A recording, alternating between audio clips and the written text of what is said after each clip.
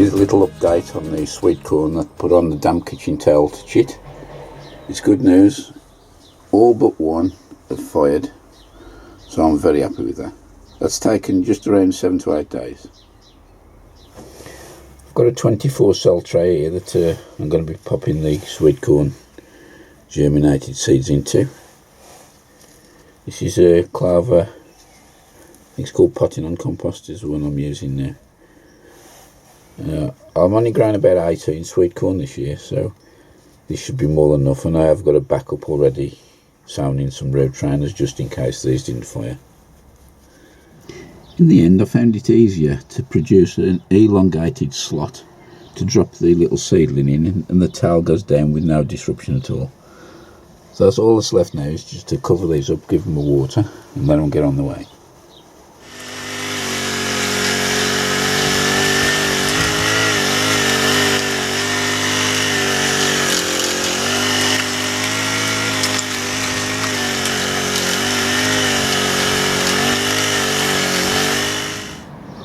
Thought I'd share this with you, so they're next door to each other.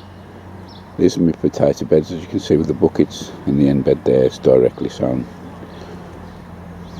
All surrounded by horse manure with straw. They'll stay like that for all the year. Then next year it'll be just turned into the soil, and this is what I was doing yesterday with the rotavator. As you can see, that's lovely black crumbly stuff.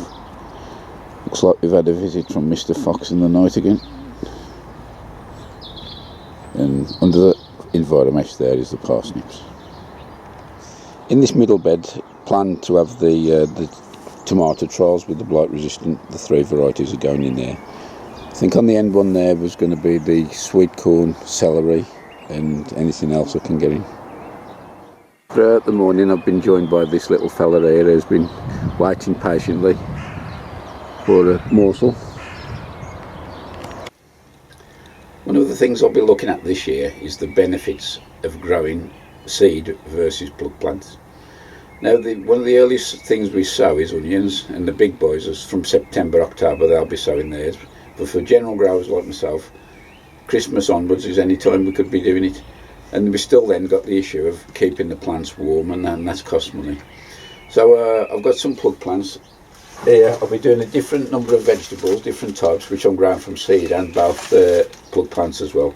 These have been supplied by DT Brown Seed Company, and these in particular are Kelsey onion seedlings. First look at them, very, very good quality, nice white roots. And also in the box, which is very well packed, these are the boxes that come in, you get a little leaflet here which contains care and cultivation notes on general vegetable plug plants, which be useful reading. So these are the Kelsey I'm starting off with. As I said, I'll be trying other stuff as well. At the moment the onion bed is not quite ready, so I'll be using these. This is a plug cell tray. It's the same as the root growers, the root trainers, and it's in the cell tray form. I'll be planting them up in there, and I think they'll be in here 2 to 3 weeks, which should give them plenty of time to put some roots out, and by then they'll be ready to go out into the beds. I've filled the tray up now with Clover seed and modular, and I've also added some charge to the mix as well. While I'm just showing the seedlings, I've actually spread them out now and had a look. The roots, you see, have been trimmed, but look how wide they are, and so really good quality. So just zooming out there just to show you, that's what they're like. So I'll be potting those on into the root cell trainers, and then I'll bring it back when I've finished. A little tip here is, if you're putting the seedlings into the cell trays, put a big enough bulb. If you rotate the seedlings as you put it in, it helps the roots go down to the bottom of the hole and doesn't damage them by forcing it. I'll just fill it in what else I've got here. This is some cabbage called Ladero. Moving across here, there's a cauliflower called Moby-Dick,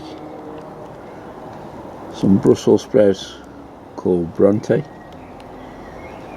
and my old favourite of mine, I have grown some of these from seeds, so that'll be a good comparison. It's a Calabrese called Ironman. Now with all plug plants, one thing to remember about these are live plants, so as soon as you receive them in the post, unpack them and get them potted on, and hydrated. So these are all potted up now. I've given them a good watering, soak from the bottom and a little water on the top just to settle them in. Got another 2 lots of brassicas here. They're from DT Brown, and as you can see the labels on 22p, that's not the price. Number 22 on my list is Clapton cauliflower, and the P just stands for plug, and on the other side is Crispus sprouts as well.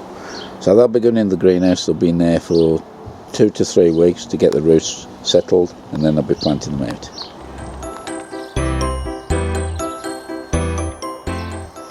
The preparation of the onion bed started. Initially I was going to rotavate it, but pulling back the covers, the soil didn't look too bad, and then I had a bonus find of a bucket of wood ash, which I gave it a top dressing, and then this was lightly raked in.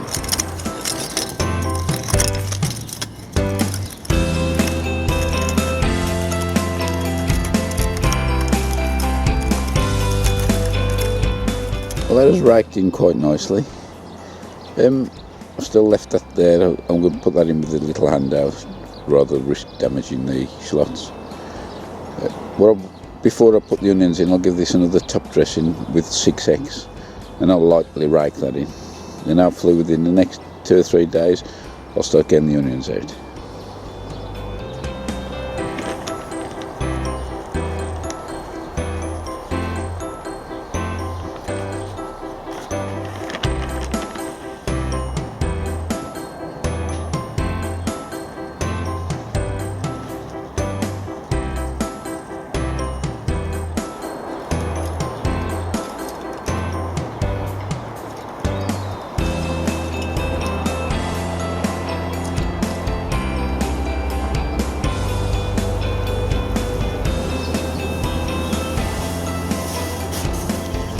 That's the onion bed almost complete now. I did give it a top dressing of 6x fibrous manure, and that was tickled in with the 5-prong cultivator. Just giving it a light soaking with the hose pipe now. All it is to bind the top in and to stop it blowing off in the wind, because we have still got like quite high winds at the moment, so this will just seal it until I'm ready to start planting. With the onion bed complete now, all of the beds now are ready for planting out, which is a bit of a relief, and also a milestone and all there. So the stuff in the coal frame is poking its heads up really high, and the next few days I hope to be getting that out. Just to show you this, I spent a nice 2 or 3 hours with a couple of plot elders, and we've recovered his polytunnel here, 6 metres by 3 metres. Must admit he did all the donkey work by digging out the footings and the trenches at the side. That was hard work. He had to lift the slabs up as well. But a couple of us helped put the cover on, and it's come out quite well really.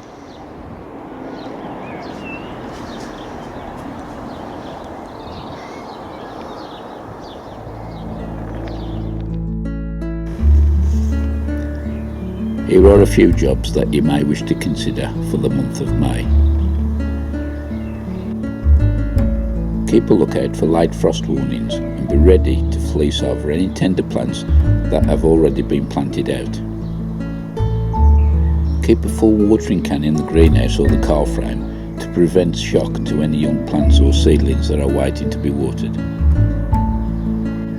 If the sun is strong, add greenhouse shading, either using a spray or a physical barrier such as blinds or curtains.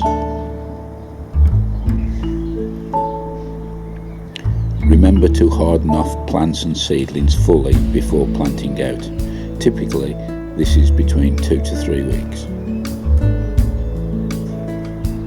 Winter cabbages can be sown now, which will be ready to crop from late autumn through to spring. Put up caddis-fly barriers and also protective netting over newly planted brassicas.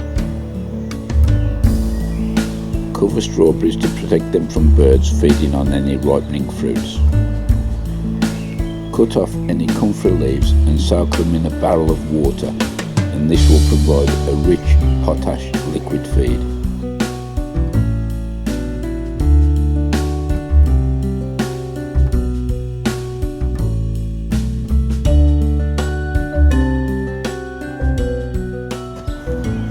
while watering the peas, despite putting a bit of growth on, I noticed that started to go a bit pale, so it's time to get them in the ground.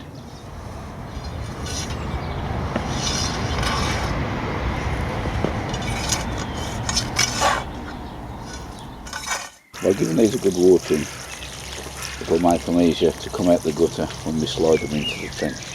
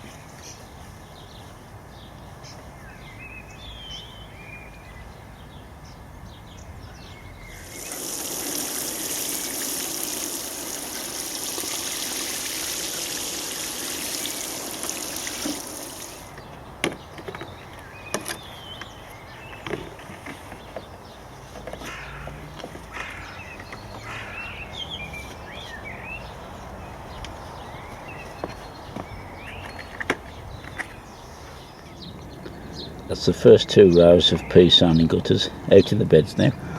I've added a little cloche on the top because we have got a couple of days of rain forecast, and also the sparrows try and peck the tips of the peas out the first few days, so that'll give them protection. Now it's a good time to get some more sown. This coming weekend, Thursday the 9th till Sunday the 12th of May, sees the annual Malvern Spring Festival. I shall be there both on the Thursday and the Sunday, so if any are around there and spot me walking around, come and say hello. It's always nice to speak to people who watch the channel and other YouTubers. If you can't make it, we'll see you in the next one. See you later. Bye for now.